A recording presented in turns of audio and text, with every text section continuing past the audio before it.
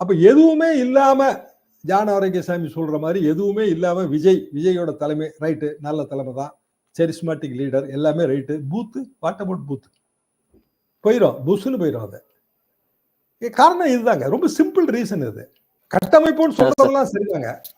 அந்த அளவுக்கு உறுதிப்பாடு கொண்ட என் கட்சி ஜெயிக்கணும், அதுக்காக என் உயிரையும் கொடுப்பேன்னு சொல்ற தொண்டர்கள் எங்க இருக்காங்க சொல்லுங்க? எந்த கட்சியில இருக்காங்க? விஜய் கட்சிக்கு அது இருக்காங்க, தொண்டர்கள் அந்த மாதிரி ஆர்வமா இருக்காங்க அப்படின்னு சொல்லிட்டு பலரும். ஆர்வம் உண்மையா நான் சொல்றேன், இத்தனை வருஷம் பார்த்தாச்சு. ஆர்வம், ஆசை இதெல்லாம் வேற. அரசியல்ல இதெல்லாம் சரியா வராது. முடியுமா முடியாதாங்கிறது தான் கேள்வி.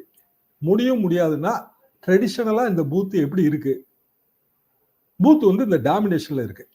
அப்ப எம்ஜிஆருக்கு எப்படி பூத் மேனேஜ்மெண்ட் வசப்பட்டதுன்னா, எம்ஜிஆர் மன்றம் எல்லாமே கட்சி கிளையா மாறிடுச்சு. 10,000 12,000 மன்றங்க. நாங்கெல்லாம் மன்றத்துல இருந்து வந்தோம். அப்போ ஒரே நாள் ராத்திரி எல்லா கிளையும் வந்து இன்னையில இருந்து எம்ஜிஆர் மன்றம் பூரா கிளைன்ட்டாரு அனகாபுத்தூர் ராமலிங்கம். எல்லாம் கிளை ஆயிட்டான். அவன் ஏற்கனவே பூத்துல எல்லாம் வேலை பார்த்தவங்க. திமுக பூத்துல வேலை பார்த்தாங்க. இப்ப அதிமுக பூத்துல வேலை பார்க்கணும். அதனால இந்த வெற்றி வசப்பட்டது.